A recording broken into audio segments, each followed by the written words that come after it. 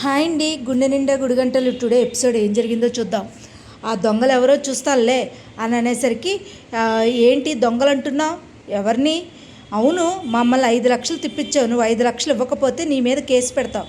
ఆయన కేసు పెట్టేదాకా ఎందుకు, ఆ దొంగలు ఎవరో బయటపడే రోజు వస్తుందిలే అని అనేసరికి ఈ లోపల రోహిణి కంగారు పడుతూ ఉంటుంది.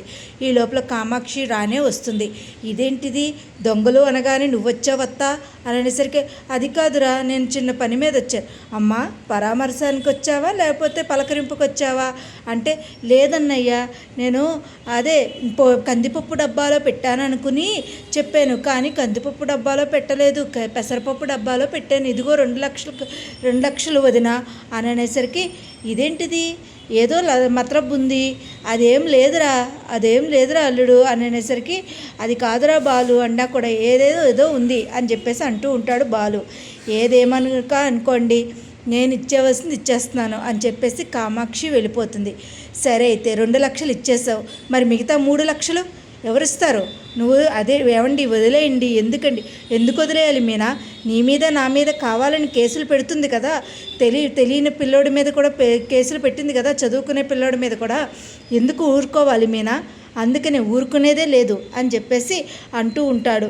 ఈ లోపల నువ్వేం చేస్తావో నాకు తెలియదు, నా 3 లక్షలకి షూరిటీ ఉండాలి అని అనేసరికి, నీ నీ నీ నీ అప్పు ఎవరు తీరుస్తారంటే, ఒరే మనోజ్ అంటూ ప్రభావతి మనోజ్ని పిలుస్తుంది.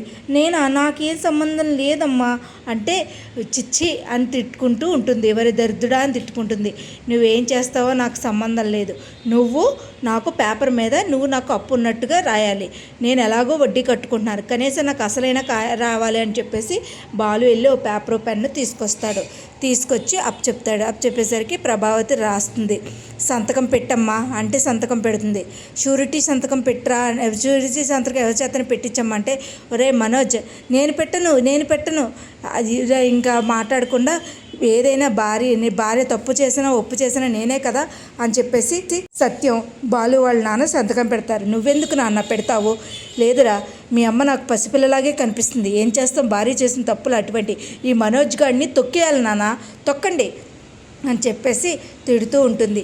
చూసావమ్మా కళావతి, నీకు అర్థమవుతుందా? భద్రావతి, నీకు అర్థమైతే చాలు అని చెప్పేసి అంటూ ఉంటాడు బాలు.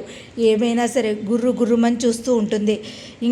ఇంకేమీ లేవు, నా దగ్గర ఏమీ లేవు, నీకున్నప్పుడు ఇస్తానని చెప్పేసి వెళ్ళిపోతారు ఎవరికాళ్ళు. వెళ్ళిపోయేసరికి ఇంకా కాస్త 2 లక్షల విషయం, రోహిణి విషయం బయటపడదు. ఈ లోపల రాత్రికి మాట్లాడుకుంటూ ఉంటారు బాలు మీనా. ఏమండి, ఈ డబ్బులన్నీ ఏం చేయనండి అంటే, నువ్వు ఎలా కట్టు అలా కట్టు అంటే, నీకు పుస్తకతాడు చేయించలేదు కదా మీనా అంటే, అది ఎందుకండి ఇప్పుడు అంటూ ఉంటుంది. ఈ లోపల సత్యం వింటాడు.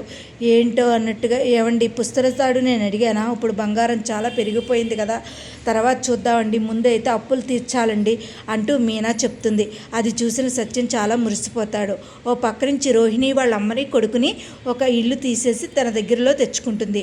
అప్పుడు వాళ్ళందరూ కలిపి పాలు పొంగించుకుని ఆనందంగా ఉంటారు. ఈ లోపల చింటూ వచ్చి, అమ్మ నేను బయట ఫ్రెండ్స్తో ఆడుకుంటాను అంటే, నువ్వు బయటికి వెళ్ళకూడదు నాన్న, అసలు బయటికి ఎవరితోనూ మాట్లాడకూడదు, ఎవరిని నమ్మకూడదు, అర్థమైందా?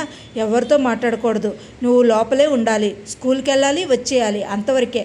అమ్మ నీకు అర్థమవుతుందా? ఇప్పుడు కూడా బయటికి వెళ్ళకూడదు వాడు, నువ్వు కూడా సాయంత్రం 6 అయ్యేసరికి లైట్లు వేయడానికి కూడా వీల్లేదు, టీవీ సౌండ్ తగ్గించు, 7 వీడికి భోజనం పెట్టే, 7:30 పడుకోపెట్టే, అర్థమైందా? ఇంతకన్నా జైల్లో ఉంటున్నాయేమే, ఎందుకు మమ్మల్ని ఇలా విసిగిస్తున్నావు? అదే అక్కడ ఉండుంటే నలుగురితోనూ ఆడుకుందుడు, ఇప్పుడు ఎవరితోనూ ఆడుకోలేక జీవితంలా ఉంది. నువ్వు చాలా తప్పు చేస్తున్నావు రోహిణి అంటే, రోహిణి కాదమ్మా, చిన్న వయసులో నేను పెళ్లి చేసినందుకు నాదే తప్పు అని చెప్పేసి బాధపడుతూ ఉంటారు. ఈ లోపల అందరూ హ్యాపీగా అన్నట్టుగా ఉంటారు. కానీ ఎక్కడ బాలు వెళ్ళి పట్టుకుంటాడా అని రోహిణి భయపడుతూ ఉంటుంది. ఈ లోపల సత్యం అందరినీ రమ్మంటాడు. సత్యం కామాక్షి వాళ్ళ ఆయన రమ్మంటాడు.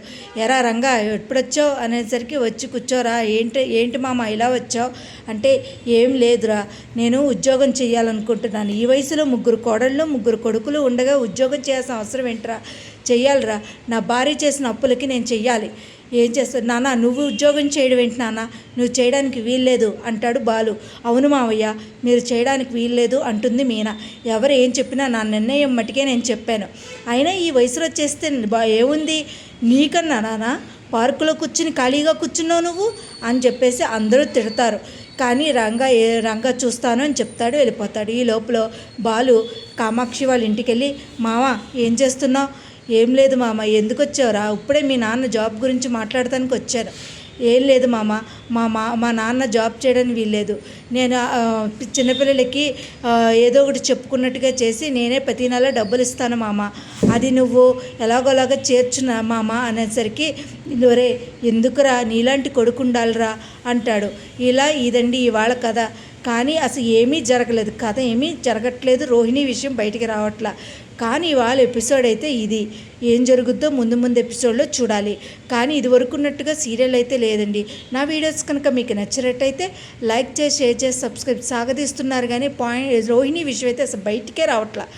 మిగతా సీరియల్ కన్నా ఈ సీరియల్ కొంచెం డౌన్గానే ఉంది అని నాకు అనిపిస్తుంది. నా వీడియోస్ కనుక మీకు నచ్చినట్టయితే లైక్ చేసి, షేర్ చేసి, సబ్స్క్రైబ్ చేయండి. Thank you so much. Thank you.